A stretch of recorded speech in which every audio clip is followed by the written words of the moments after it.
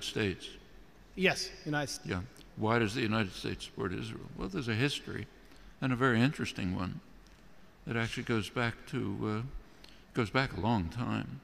One thing to remember is that Christian Zionism is a very powerful force, which goes back long before Jewish Zionism. In England, particularly, Christian Zionism was a powerful force among British elites. It's part of the motivation for the Balfour Declaration and for Britain's support for Jewish colonization of Israel. Remember, the Bible said, and that's a big part of British elite culture. Same in the United States. Woodrow Wilson was a devout Christian who read the Bible every day. So did Harry Truman. In the Roosevelt administration, one of the leading officials, Harold Ickes, once described the return of the Jews to Palestine as the greatest event in history. It's realizing the lesson of the Bible. These are deeply religious countries in which the biblical commands, so-called, are taken quite literally. Also, this is just part of colonization. This is the last phase of European colonization. And notice that the countries that are most strongly in support of Israel are not just the United States. It's the United States, Australia, and Canada, the offshoots of England, Anglosphere sometimes called, unusual forms of imperialism. These are settler colonial societies, societies in which not like India, not like the British in India, say, societies, South Africa was a little like this, or Algeria under the French.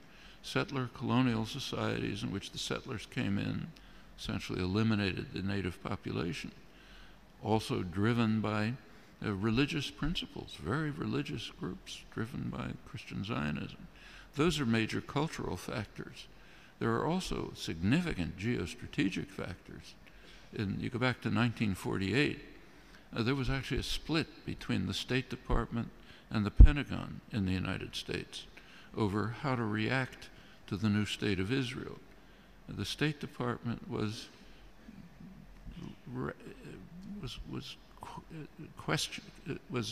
not committed strongly to Israeli conquests, the establishment of the state, and was concerned about the refugees. It wanted an implementation of the refugee problem. The Pentagon, on the other hand, was very impressed with Israel's military potential. The Israeli military successes, if you look back at the internal record and declassified, the Joint Chiefs of Staff described Israel as the second largest military force in the region after Turkey and a potential base for U.S. power in the region. That continued. Can't run through the whole record, but in 1958, when there was a serious crisis in the region,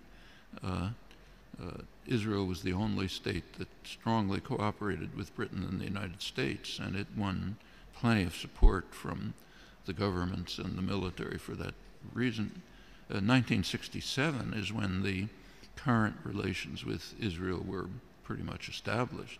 Israel performed a major service to the United States by destroying a secular Arab nationalism, a major enemy of the United States, and supporting radical Islam, which the U.S. supported. And it continues right until the present. Right now, we saw an example of that just during the latest Gaza attack. You recall that at one point, Israel began to run out of munitions during the assault, despite the fact that it's armed to the teeth.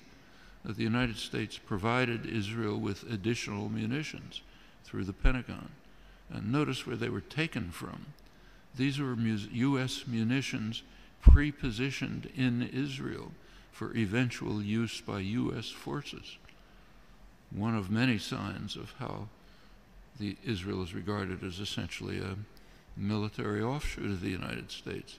Very close intelligence relations that go way back, many other connections.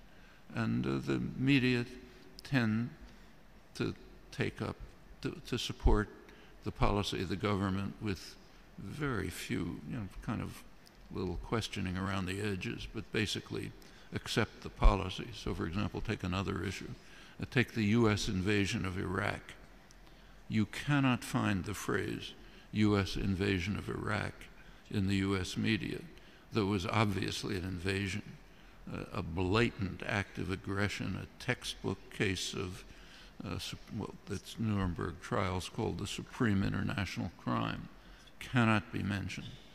President Obama is praised as an opponent of the invasion. And what did he say? He said it's a mistake. It's a strategic blunder. We're not going to get away with it. That's the kind of opposition that you heard from the German general staff during Hitler's invasion of Russia.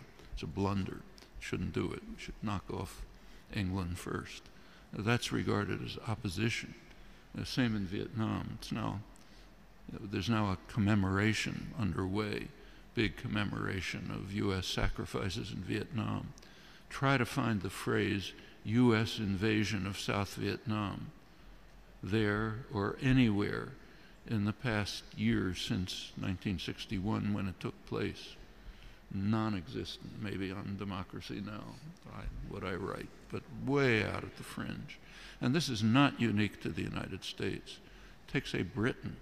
Right now there's interesting debates in the British literary journals, like the Times Literary Supplement, as to whether Britain should finally begin to recognize the genocidal, the word that's used, genocidal character of British colonization hundreds of years ago. Should Britain begin to face it? You can ask that question in many places.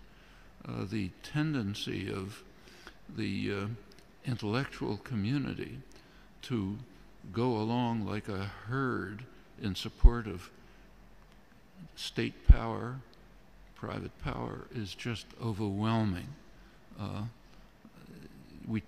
Intellectuals like to think of themselves as dissident, critical, courageous, standing up against power. Absolutely untrue. You look at the historical record, that's a small fringe, and they're usually punished. The mainstream tends to be what was once called a herd of independent minds, marching in support of state power. Nothing new here. Unfortunate, you have to fight against it, not new.